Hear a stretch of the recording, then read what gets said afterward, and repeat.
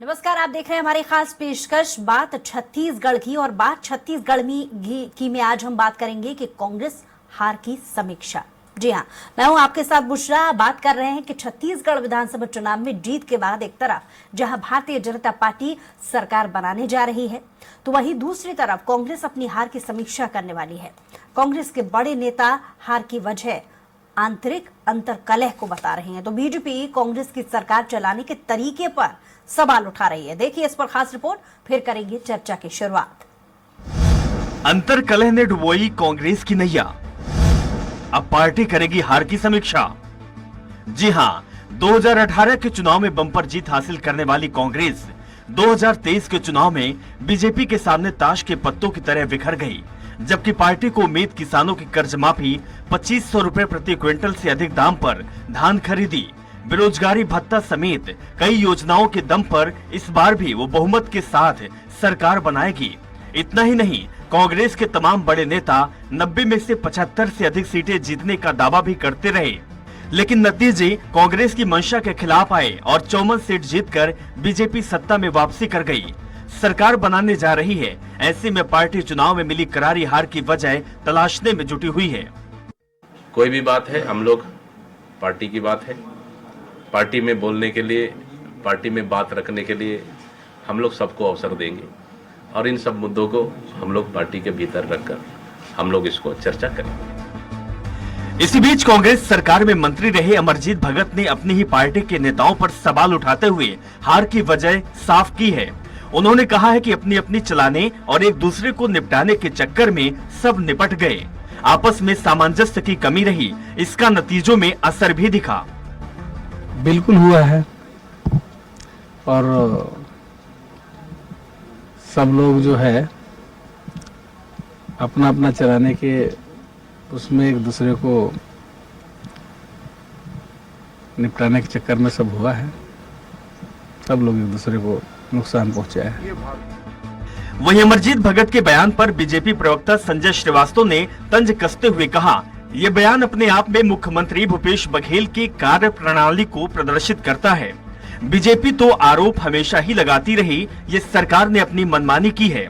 आखिर उनके ही एक मंत्री ने आज ये स्वीकार कर लिया। जनता प्राथमिकता में नहीं थे, लेकिन वो चार नेता जो मुख्यमंत्री बनना चाहते थे, अपने वर्चस्व की लड़ाई में जनता के विषय को उन्होंने किनारे कर दिया। फलस्वरूप जनता ने आज उनको घर पर बैठाया है। वहीं कांग्रेस की हार और भविष्य को लेकर पूर्व सीएम डॉक्टर रमन सिंह ने कहा कि कांग्रेस अनुमान लगाने में चूक गई। जनता ने पूरे छत्तीसगढ़ में कांग्रेस के खिलाफ वोट कर उनकी तानाशाही और घमंड को चूर चूर कर दिया है। जनता ने पूरे छत्तीसगढ़ में इस सरकार के खिलाफ वोटों के द्वारा अपना आक्रोश को प्रकट किया है, इनके कार्य पद्धति पे आक्रोश प्रकट किया है, इनके तानाशाही, इनके घमंड के प्रति विरोध प्रकट किया है और पूरी तरीके से कांग्रेस को छत्तीसगढ़ में नकार के दिया। बहरहाल कांग्रेस पार्टी अपनी ही हार की समीक्षा करने जा रही है। आखिर कहां कमी रह गई, क्या चूक हो गई, इसका पता लगाने में जुटी है। लेकिन इन सब के बीच देखना दिलचस्प होगा कि कांग्रेस अपनी करारी हार के लिए प्रमुख रूप से किसे जिम्मेदार मानती है और उसे दूर करने के लिए किस तरह ठोस कदम उठाती है। स्वराज एक्सप्रेस के लिए रायपुर से दिलीप साहू की रिपोर्ट।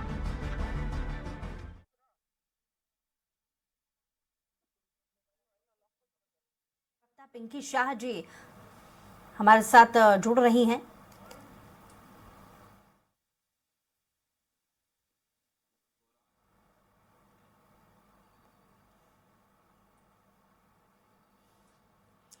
तो छत्तीसगढ़ विधानसभा चुनाव में जीत के बाद एक तरफ जहां भारतीय जनता पार्टी सरकार बनाने जा रही है, तो वहीं दूसरी तरफ कांग्रेस अपनी हार की समीक्षा करने वाली है। कांग्रेस के बड़े नेता हार की वजह आंतरिक कलह को बता रहे हैं, तो बीजेपी कांग्रेस की सरकार चलाने के तरीके पर सवाल उठा रही है। बहुत सारे ऐसे सवाल हैं जो इस हार और जीत के दरमियान आगे बढ़ रहे हैं, लेकिन कांग्रेस के लिए ये वक्त समीक्षा का है, जहां वो ऐसे तमाम मुद्दे तलाशने की कोशिश कर रही है, ऐसे प्रमुख बिंदु तलाशने की कोशिश कर रही है जो उनके लिए हार का कारण बन गए। गौरतलब है कि कांग्रेस सरकार किसानों की कर्ज माफी, 2500 रुपए प्रति कुंटल से अधिक दाम पर धान खरीदी, बेरोजगारी भत्ता, तेंदुपत्ता खरीदी सहित विभिन्न योजनाओं के दम पर इस बार बहुमत के साथ सरकार बनाने की उम्मीदें लगाए बैठी हुई थी। लेकिन कांग्रेस के तमाम बड़े नेता 90 में से 75 से अधिक सीटों पर जीतने का दावे करते रहे थे, लेकिन कांग्रेस की मंशा के विरुद्ध ही चुनावी परिणाम आए और बीजेपी ने 54 सीटों के साथ जीत दर्ज की और सरकार बनाने की ओर कदम आगे बढ़ाया। इस विशेष मुद्दे पर आज हम चर्चा करेंगे। हमारे साथ बेहद ही खास पैनल जुड़ गया है। पिंकी शाह जी बीजेपी से प्रवक्ता हमारे साथ जुड़ गई हैं, अमित श्रीवास्तव जी जो कांग्रेस से प्रवक्ता है वो हमारे साथ जुड़ गए हैं, और साथ ही गंगेश द्विवेदी जी हमारे साथ जुड़े हैं, वरिष्ठ पत्रकार। आप तीनों ही मेहमानों का बहुत स्वागत है। सबसे पहले पिंकी जी आपसे रिएक्शन चाहूंगी, क्योंकि बहुत सारे कारण बीजेपी यहां पर तंज बतौर कांग्रेस के लिए कह रही है और कह रही है कि ये प्रमुख कारण हो सकते हैं, जिसमें सबसे पहला जो कारण बीजेपी की तरफ से सामने आया है वो है अंदरूनी कलह। क्या वाकई, और अगर है तो थोड़ा आपसे भी विस्तार से समझ लें कि आखिर ये बीजेपी किस बिना पर कह रही है? नहीं, देखिए, सरकार में आने के पूर्व चुनाव के समय जिस तरह से कांग्रेस के वादे सामने आए थे देखने को कि नहीं था, और जब ले देके जब ये सरकार में आए तो उस समय जैसी इनकी बातें चली कि कौन सीएम रहेगा, फिर बोले 2.5 साल भूपेश बघेल जी रहेंगे, फिर 2.5 साल टीएस सिंहदेव जी को सीएम बनाया जाएगा। लेकिन वो 2.5 साल में इस तरह से खींचातानी देखने को मिला, और 2.5 साल के बाद भी जो इनका वादा था वो पूरा नहीं हुआ। तो ये अपने अपने बूथ को लेकर के खींचातानी करके और केवल हम अपने लोगों को कैसे हम संतुष्ट करें, या कहना चाहिए कि जनता की जो जवाबदारी थी उसके प्रति तो ये बिल्कुल लापरवाह ही थे, और केवल सत्ता प्राप्ति हम कैसे करें या हम सरकार में कैसे आए, इसके लिए ही जिस तरह से शुरू से इनका रवैया चलता रहा। और यही कारण था कि आखिरी में टीएस सिंहदेव जी जब इस्तीफा दिए पंचायत मंत्री से, और फिर उसके बाद में जब चुनाव नहीं लड़ने की उन्होंने बात कही और उसके लिए दोषी उन्होंने प्रधानमंत्री 18 लाख प्रधानमंत्री आवास न बनाना को मुद्दा बनाते हुए उन्होंने रिजाइन किया। और उसके बाद में जैसे जैसे गुटबाजी हावी होता गया, अंत में फिर उनको जिस तरह से उप मुख्यमंत्री बनाया गया चुनाव के पहले, तो इससे साफ जाहिर है कि कांग्रेस में अंतरकलह इतना ज्यादा था। इन्होंने बीच में ही इनके जो प्रभारी थे उसको भी इन्होंने चेंज किया, क्योंकि वो कहीं ना कहीं गुटबाजी इनकी जो हावी थी उन लोगों को भी संतुष्ट करने में, उनके बीच में सलाह करने में सक्षम नहीं थे। इस कारण बीच में ही इनके प्रभारी को भी चेंज किया गया, कांग्रेस के जो प्रभारी थे उनको। और जिस तरह से आखिरी चुनाव के 3 महीने पहले टीएस बाबा जी को उप मुख्यमंत्री बनाया गया, तो कहीं ना कहीं ये संदेह है कि बड़ी गुटबाजी कांग्रेस के अंदर थी, और इनके अंतरकलह की वजह से ही कांग्रेस में जो इतने हार का अंतर जो आया है, इनके अंतरकलह की वजह से ही आया है। और दूसरा अंतर इनका रहा है कि इनका जो घोषणा पत्र इन्होंने बनाया था विधानसभा चुनाव 2018 में, उन घोषणा पत्र के प्रति भी कांग्रेस ने उनको ध्यान नहीं दिया, और 36 घोषणाओं में से 6 घोषणाओं को भी पूर्ण रूप में उन्होंने पूरा नहीं किया। और जनता ने इनके इस सारे रवैये को देखा, और जनता समझ चुकी थी कि अब वास्तव में कांग्रेस की कथनी और करनी में भिन्नता है, और सरकार में आने के लिए ही केवल झूठा प्रलोभन छत्तीसगढ़ की जनता को उन्होंने दिया है। और इसीलिए यहाँ की जनता ने उनको सबक सिखाने के लिए एक बार कांग्रेस को नकारा है, और भारतीय जनता पार्टी को पूर्ण बहुमत के साथ में स्थापित किया है। अंदरूनी कलह की बात तो खुद कांग्रेस भी पहले ही स्वीकार कर चुकी है, क्योंकि वरिष्ठ आदिवासी मंत्री अमरजीत भगत ने भी इस बात को स्वीकार कर लिया और इस पर स्टेटमेंट भी दिया। उन्होंने कहा कि हाँ, यही वजह है कि अंदरूनी कलह हावी हो गई। इस पर रिएक्शन डाल लेते हैं। अमित श्रीवास्तव जी भी हमारे साथ जुड़ गए हैं। अमित जी, अभी तक आपने पिंकी जी को सुना होगा। सवाल ये कि कांग्रेस अपने आप में समीक्षा करने में कहां तक पहुंची, कि क्या मुख्य कारण अभी तक निकल कर के सामने आए हैं जो छत्तीसगढ़ में चूक गई कांग्रेस? देखिए, भाजपा की बहुत ही सम्मानित प्रवक्ता पिंकी जी की मैं बातों को सुन रहा था, उन्होंने कहा कांग्रेस में अंतरकलह है।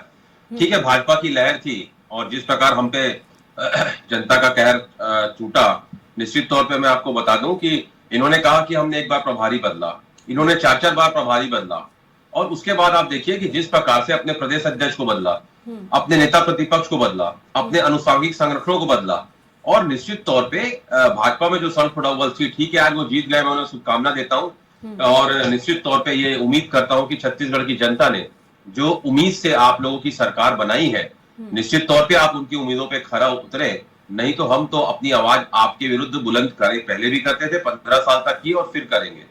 तो मैं आपके माध्यम से एक ही चीज कह दूं कि जो भी निर्णय आया है, लोकतंत्र है, जनादेश है जनता का, और लोकतंत्र में हम जनता का आदेश स्वीकार करते हैं, क्योंकि लोकतंत्र में जनता ही सर्वोपरि होती है। लेकिन एक बात अहम, कि भाजपा को अहम और वहम में नहीं रहना चाहिए, क्योंकि लगातार अगर आप देखेंगी तो हमारे कार्यकर्ताओं ने पहले भी लड़ाई लड़ी थी, आज भी हमारे कार्यकर्ताओं ने लड़ाई लड़ी, हमने अच्छा काम किया था और सभी वर्गों को लेके हमने काम किया था। कहाँ कमी रह गई, इसका चिंतन मनन किया जाएगा, और निश्चित तौर पे चिंतन मनन के बाद रणनीति बना के ये मंथन किया जाएगा कि कहाँ हमसे गलती हो गई, क्या हम अपने कार्य तो हमने अच्छे किए, लेकिन उन कार्यों को शायद जनता तक हम नहीं पहुंचा पाए। तो इन सारी चीजों का मंथन होगा, और मंथन के बाद चिंतन मनन होगा, और सारे अपने कार्यकर्ता और नेतागण के साथ बैठ के हम करेंगे कि कहाँ हम चूक गए।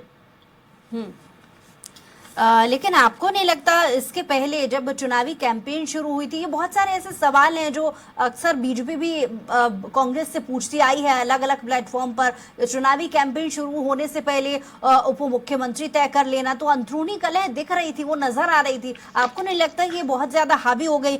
वहीं अगर दूसरी तरफ बीजेपी नेताओं की बात कर लें तो वो ये भी कह रहे हैं कि बीजेपी कांग्रेस की सरकार चलाने के तरीके पर सवाल उठते आए हैं, इसीलिए जनता ने उन्हें नकारा है। देखिए, मैंने कहा ना कि अब आज तो भाजपा जीती है और उनको शुभकामनाएं, जनता का प्यार और आशीर्वाद उनके साथ इस बार गया, लेकिन भाजपा के नेताओं को भूलना नहीं चाहिए कि ये सेम अभी तो आंधी आई है, ये 55 सीट जीते हैं, पिछले बार छत्तीसगढ़ में सुनामी आई थी जिसमें हमने 68 सीट जीता था। तो कहते हैं ना कि मेरा पानी उतर देख, मेरा पानी उतर देख, किनारे पे घर मत बना लेना, मैं समुंदर हूं, मैं फिर लौट के आऊंगा। ठीक है, रिएक्शन डालने थे पिंकी जी। जी पिंकी जी, अमित जी को अभी तक आपने सुना, कितना इत्तेफाक रखती हैं आप उनकी बातों से?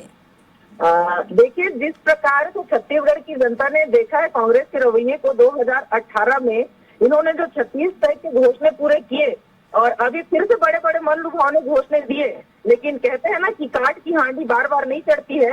जनता ने यहाँ एक बार धोखा खाया था, निश्चित पिछली बार सुनामी आया था, और वो सुनामी किसका परिणाम था इसको भी जनता अच्छी तरह से जानती है। कांग्रेस ने जो झूठा घोषणा पत्र जारी किया, मन लुभावने घोषणा पत्र जो जारी किए, किसानों के लिए जो बड़ी बड़ी घोषणाएं की, कर्ज माफी की बात उन्होंने की, बेरोजगार युवकों को बेरोजगारी युवा भत्ते देने की बात कही, महिला बहनों के कर्ज माफी की बात कही, चिट फंड कंपनियों के पैसे वापस करने की बात कही, जो हमारे ट्राइबल क्षेत्र में रहने वाले लोग हैं उनको उनको अधिकार पत्र देने की बात उन्होंने कही। लेकिन वास्तव में कितना उन पर खरा उतरी है कांग्रेस यहाँ की जनता ने देखा ना। जिस प्रकार से पीएससी घोटाले हुए, जिस प्रकार से ईडी के छापे इनके पड़े, और कोयला घोटाला में जैसे इनके बड़े बड़े नेताओं का नाम आया, कांग्रेस के कार्यकर्ताओं का, शराबबंदी की इन्होंने बात की, शराबबंदी तो किया नहीं इन्होंने, बल्कि शराब में करोड़ों के घोटाले, 6000 करोड़ रुपए का घोटाला इन्होंने किया। तो इस तरह से कांग्रेस का जो रवैया था इन 5 सालों में, पिछले 5 सालों में छत्तीसगढ़ की जनता के प्रति कितनी जवाब। बिल्कुल अमित जी, आपके के पास आ रही हूँ। अमित जी, आप कुछ देर पहले कह रहे थे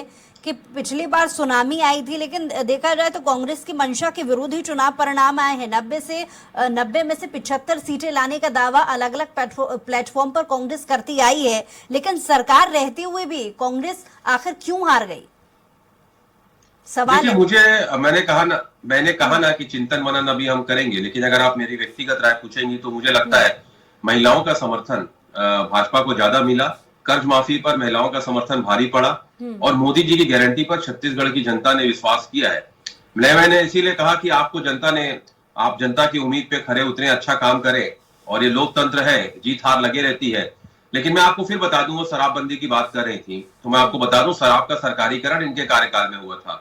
चावल वाले बाबा पहले कार्यकाल में, आखिरी में जाते जाते दारू वाले बाबा कैसे हो गए, ये भी आपको बता दूं। 400 करोड़ का राजस्व पहले आता था, जाते जाते 6000 करोड़ का, लगभग 5800 करोड़ का राजस्व आने लग गया था। तो कहते हैं ना, जिसका घर कांच का होता है दूसरे घर शीशा नहीं, दूसरे घर पत्थर नहीं फेंका करते। लेकिन मैं पिंकी जी आपको बता दूं कि कांग्रेस के कार्यकर्ता लगातार आप पे नजर रखेंगे, आपकी पार्टी पे नजर रखेंगे, और अगर आप अच्छा काम नहीं करेंगे तो निश्चित तौर पे हम जनता की लड़ाई पहले भी सड़क से सदन तक लड़ते थे, फिर लड़ेंगे, और जनता की मूलभूत सुविधाएं और जनता के मुद्दे की लड़ाई हम लगातार लड़ते रहेंगे। लेकिन अमित जी, आपको नहीं लगता आपको नहीं लगता, क्योंकि देखिए अंदरूनी कलह की बात अगर बीजेपी बार बार उठा रही है, कांग्रेस पर इस बात के तंज कस रही है, तो ये कहां तक गलत है? क्योंकि अमरजीत भगत आप ही के नेता, वो ये कह रहे हैं कि अपनी अपनी चलाने के चक्कर में सरकार चली गई और किसी की ना हो सकी, ये स्टेटमेंट दिया है उन्होंने आजकल में ही। तो ये अंदरूनी कलह दिख रही थी, यही सवाल तो बीजेपी भी उठा रही है ना। देखिए, मैंने कहा ना कि इस बार उनकी आंधी आई है, और ऐसा नहीं कि हमारी हार हुई है। मध्य प्रदेश में अगर आप देखेंगे तो 31 में से 12 मंत्री वहां भी हारे, नरोत्तम मिश्रा जी हारे हैं, उसी बार फग्गन सिंह कुलस्ते साहब हारे हैं, बड़े बड़े नेता वहां भी धराशायी हुए हैं। तो ये जनता जनार्दन होती है साहब, जनता कब किसको फर्श से अर्श तक ले जाओ, किसको अर्श से फर्श में ला दे। लेकर के भी तो आई है, क्या बोली आपने? प्रदेश में भी बहुत अच्छी स्थिति है। अगर आप फॉर्मूले को लेकर के बात कर रहे हैं, आंकड़ों को लेकर के बात कर रहे हैं, तो वहां भी बहुत अच्छी स्थिति में बीजेपी है। वहां पे भी बहुत अच्छा उन्होंने गणित बिठाया है। 164 के करीब उन्होंने सीटें लेकर के आए 230 में से, और छत्तीसगढ़ मैंने तो वही चीज कहा ना, तो लेकर के आई नहीं है कांग्रेस। देखिए, मैंने कहा ना कि मैंने आपको पहले ही कहा कि मेरा एक पर्सनल आकलन है कि इस बार हमारी मातृशक्ति का समर्थन जो है वो भाजपा को ज्यादा मिला। और मुझे लगता है चाहे आप तीनों प्रदेशों में देखेंगी तो तीनों प्रदेशों में इसका असर हुआ। हमारी मातृशक्ति का जो समर्थन था वो भाजपा को ज्यादा मिला। अगर आप रेशियो वाइज भी देखेंगे, अगर पूरे चुनाव के सिनेरियो को देखेंगी तो हमें 10% ज्यादा वोट मिले, लेकिन सीट भाजपा की आई है। और पिछले बार अगर आप देखेंगी तो हमारी सीट ज्यादा आई थी। तो ये तो लोकतंत्र में चलते रहता है, जीत हार चलते रहती है। तो लेकिन कहते हैं ना कि अहम और वहम किसी को नहीं पालना चाहिए। सीट पे, गद्दी पे कोई स्थायी नहीं बैठता, जनता सबको बैठाती है, और जनता जिसको चाहती है बैठाती है, जनता जिसको चाहती है उतार देती है। समीक्षा तो कीजिएगा। खैर अमित जी, लौट रही हूँ आपके पास। पिंकी जी, जी बिल्कुल, समीक्षा होगी, मंथन होगा, चिंतन होगा, और उस पे जो निर्णय होगा हमारे कार्यकर्ताओं के साथ बैठ के वो आपके साथ भी शेयर किया जाएगा। पिंकी जी, आपके नेता कहते हैं मुख्यमंत्री भूपेश बघेल के कार्य प्रणाली को प्रदर्शित करते हैं यह परिणाम, तो एक रिएक्शन इस पर आपका भी चाहूंगी। से इनके पार्टी के अंदर इनके जो विधायक दल के और भी नेता थे, इनके जो प्रदेश अध्यक्ष थे तत्कालीन, उन्होंने समय समय पर पार्टी सरकार में रहते हुए सरकार के खिलाफ उन्होंने प्रश्न चिन्ह लगाए। आपको याद होगा मोहन मरकाम जी जब प्रदेश के अध्यक्ष थे, उन्होंने विधानसभा में एक बड़ा मामला, उनके एनजीओ और डीएमएफ का मामला था, उसको उन्होंने उठाया, और उस मामले के बाद बड़ा बवाल हुआ था कांग्रेस पार्टी के अंदर, और उसके बाद में उनको अपने पद से भी हाथ धोना पड़ा। मतलब ऐसी स्थिति। वैसे ही जय सिंह अग्रवाल जी समय समय पर वो भी डीएमएफ के मामले को लेकर के अपने ही सरकार के ऊपर प्रश्न चिन्ह लगाते रहे। इनके सुरक्षा मामले को लेकर के इनके विधायक बृहस्पति सिंह जी को देख लें, या जो छन्नी साहू जी थी, उनके मामले को देख लें, भरी सभा में उनको भी चाकूबाजी की घटना उनके साथ में हो जाती है। जिस प्रकार से छत्तीसगढ़ में आपराधिक घटनाएं बढ़ती गई, छत्तीसगढ़ की जनता का तो आप छोड़ दीजिए, लेकिन कांग्रेस अपने विधायकों की भी सुरक्षा मुहैया नहीं करा सकती, उनके सुरक्षा पर भी बड़ा प्रश्न चिन्ह खड़ा होता है। तो ये सारी अव्यवस्थाएं कांग्रेस पार्टी के अंदर थी, और यही परिणाम है कांग्रेस के। ये जो गुटबाजी है उसको भी सिद्ध करता है, साथ ही साथ इनकी जो जवाबदारी है सरकार की लोगों को सुरक्षा देने के लिए, अपने विधायकों को सुरक्षा देने के लिए, ये सारे मामले में सरकार पूरी तरह से फैलवर साबित हुई। जब ये अपने विधायकों की सुरक्षा नहीं कर सकी, तो फिर आम जनता, छत्तीसगढ़ की जनता को कैसे इन्होंने मरने के लिए छोड़ दिया था, इस बात को भी यहाँ की जनता ने देखा है। बड़े बड़े केस हो गए, मामले हो गए, लेकिन कांग्रेस के कोई भी मंत्री का या कांग्रेस के प्रवक्ता के मुंह से दो शब्द नहीं निकले। चाहे आप बीरनपुर की घटना के बारे में बात करें, या फिर आप वर्धा की बात करें, या सुकमा कोंटा में जो घटना घटी है उसकी बात करें। उसी तरह से जो आश्रम शालाएं हैं वहां पर ट्राइबल बच्चियों के साथ में जिस प्रकार से दुष्कर्म के मामले हो रहे थे, उन मामलों में भी इनके मंत्रियों को फुर्सत नहीं थी कि हम बात करें। हजारों एक्सीडेंट के मामले होते थे यहाँ पर, लेकिन माननीय मुख्यमंत्री जी ने कभी संवेदना व्यक्त नहीं किया। वहीं जब उत्तर प्रदेश में कोई गाड़ी के नीचे जब उनके लोग जब एक्सीडेंट से मर जाते हैं, तो वहां पर जाके उन्होंने 1-1 करोड़ और 2-2 करोड़ रुपए का पैसा खर्च किया। तो ये सारे रवैये जो थे मुख्यमंत्री जी के और कांग्रेस पार्टी के, उनको यहाँ की जनता ने देखा है, और यही कारण है कि ये सारी अव्यवस्थाओं को दूर करते हुए ऐसे लोग तो केवल वोट बैंक की राजनीति करते हैं, इनको रास्ता दिखाने के लिए जनता ने सबक सिखाया है। और इसी तरह से इतने बुरी तरीके से इनकी हार हुई है। और वहीं भारतीय जनता पार्टी ने 15 साल तक सुशासन हमने चलाया है। सुशासन यहाँ का देखे भारतीय जनता पार्टी का, और माननीय मोदी जी की गारंटी, जो माननीय मोदी जी केंद्र में रह करके काम कर रहे हैं, उनके कार्यप्रणाली से भी लोग संतुष्ट होकर के एक बार फिर से भारतीय जनता पार्टी को अवसर दिए हैं। और निश्चित रूप से ये जो कार्यकाल में 5 साल, पिछला 5 साल का जो कार्यकाल रहा है, छत्तीसगढ़ की जनता ने काला अध्याय के रूप में देखा है। और हम फिर से विकास की गंगा जो हमने 15 सालों तक बहाई है, उस विकास की गंगा को हम गाँव-गाँव तक ले जा सके, ऐसा हम सब लोगों का प्रयास होगा। ठीक है अमित जी, इसमें कोई दो राय नहीं है कि ये दौर जो गुजर रहा है कांग्रेस पर, ये समीक्षा का दौर है। और अच्छे से इस बात पर अगर विश्लेषण कर लें तो 2024 भी नजदीक है, बहुत सारे चिंतन मंथन की आवश्यकता है यहाँ पर। और यही पिंकी जी की अभी तक आपने बातें सुनी होंगी, तो एक सहायता तो बीजेपी की तरफ से ये भी हो रही है कि ऐसे वो प्रमुख मुद्दे भी गिना रहे हैं कि कौन कौन से कारण रहे जहां पर कांग्रेस चूक कर गई और नजरअंदाजी कर गई। यहाँ पर 2-3 मुद्दे मुझे लगता है अभी थोड़ी देर पहले पिंकी जी ने कहे कि अंदरूनी कलह एक कारण बीजेपी गिना रही है कांग्रेस की हार के पीछे वजह। दूसरा, जो तरीका भूपेश बघेल की सरकार का था चलाने का, वो जनता को पसंद नहीं आया। और तीसरा, यहाँ पर आकलन करने में कांग्रेस से बहुत बड़ी चूक हुई है। क्या कहेंगे? देखिए, मैंने तो कहा ना, जनता बैठाती है और जनता उतार भी देती है। अगर जनता को किसी का पैटर्न पसंद नहीं आता तो जनता अपने मताधिकार के प्रयोग से, देखिए संविधान, भारत के संविधान ने हमें ऐसा अधिकार प्रदत्त किया है, इस उंगली में बहुत ताकत है। और इस उंगली के माध्यम से जिस प्रकार से हम अपने मताधिकार का प्रयोग करते हैं, तो निश्चित तौर पे हम जनमानस जो है वो सत्ता परिवर्तन भी कर देता है, और ये हमने देखा है। रही बात आकलन करने की, तो मैंने कहा ना, अभी चिंतन मनन होगा, बैठकें होंगी और सारा चीज उसमें निकलेगा कि कहाँ हम चूक गए। लेकिन जब आप याद रखिए कि जब 68 से 71 सीट इसी प्रदेश की जनता ने हमें जिताया था, और उनका प्यार और प्रचंड जो आशीर्वाद है, यही तो विचार करने वाली बात है कि इतने ज्यादा मैंडेट से आना, और पहले से ही जब छत्तीसगढ़ में कांग्रेस की सरकार थी, तो इतनी बड़ी गलती कैसे हो सकती है, जिसमें 2024 भी अभी निकालना है चुनाव के लिए, तो इतनी लापरवाही कांग्रेस की तरफ से कैसे हो सकती है? इन्हीं सवालों के जवाब तो हम भी जानना चाह रहे हैं। देखिए, निश्चित तौर पे जब हम अभी 2-3 दिनों में बैठेंगे, सारे सवालों का जवाब आएगा। जब प्रश्न जो उठेंगे उसके जवाब हमारे हाईकमान और क्या बोलते हैं हमारे प्रभारी के साथ जब बैठेंगे, सारे जो कैंडिडेट रहेंगे वो आएंगे, हमारे नेतागण और कार्यकर्तागण जब बैठेंगे, और सारी चीजों को हम आपके सामने जरूर लाएंगे। और ये होना भी चाहिए, स्वस्थ लोकतंत्र भी जरूरी है कि किन कारणों से हम हारे, किन कारणों से जनता का प्यार और आशीर्वाद से हम चूक गए, किन कारणों से हमारा वोट प्रतिशत जो बढ़ा था पिछली बार, इस बार कम हुआ। इस सारे चीजों पे चिंतन और मनन होगा। निश्चित तौर पे आपने ठीक कहा कि जनता का प्यार और आशीर्वाद जब बम्पर हमें पिछले बार मिला था, तो इस बार अचानक से चेंजेस क्यों आए? क्या प्रणाली थी जो जनता को पसंद नहीं आई? कौन सी योजना थी जो जनता को, देखिए, क्योंकि लगातार जनता का प्यार और आशीर्वाद हमें उपचुनाव में मिला, 10 के 10 महापौर हमारे हुए, नगरीय निकाय चुनाव में भी, मतलब लगातार कुछ समझ में नहीं आया। और अगर आप देखेंगे तो जिस प्रकार से छत्तीसगढ़ में तो सारे जो एग्जिट पोल आए थे वो कांग्रेस की सरकार बनते हुए दिख रहे थे, और जो मैंने बताया ना आपको, चुनावी मैदान में अगर आप देखेंगे तो रिजल्ट दूसरा था, और जमीन पे जब रिजल्ट आया तो दूसरा था। तो ये समझ में नहीं आया कि दोनों से परिणाम अलग कैसे आए। यही तो विचारणीय विषय है, इसी में तो हम चिंतन और मनन करना चाहते हैं। और आपके माध्यम से मैं एक और चीज कहना चाहता हूं कि लगातार अगर आप देखेंगी तो बहुत सारे आरोप, मैं आज नहीं जाना चाहता उसमें क्योंकि अभी हम बैठे नहीं है, क्या निकल के आएगा। लेकिन मैं आपके माध्यम से एक चीज जरूर कहना चाहता हूं कि बहुत सी शिकायतें भी प्राप्त हुई थी, चाहे वो मध्य प्रदेश से हो, हमारे यहाँ से हो।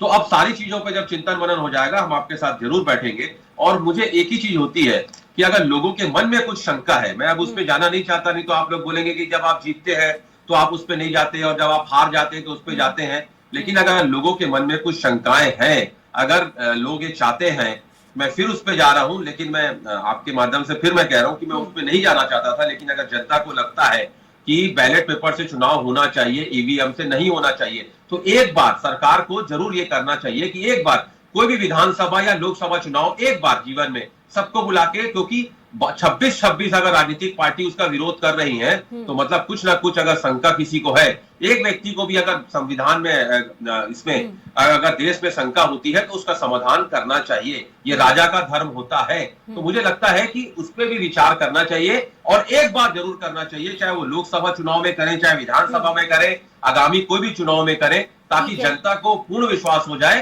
कि हम जो अपने मताधिकार का प्रयोग कर रहे हैं, हम जिसको डाल रहे हैं उसी को क्या है। माफ कीजिए, क्योंकि समय की कमी है। पिंकी जी, एक लास्ट रिएक्शन। जी। हेलो जी जी। अमित जी की बातों पर एक रिएक्शन में चाहूंगी आपसे पिंकी जी। अच्छा, देखिए अमित जी ने जो कहा ये बहुत यहाँ वहाँ घुमा रहे हैं। निश्चित तौर पर बात साफ है, जिस तरह से कांग्रेस ने 5 सालों में छत्तीसगढ़ की जनता को अनदेखा किया और इनकी पार्टी में गुटबाजी जिस तरह से हावी थी, सिर्फ और सिर्फ उसी का परिणाम है।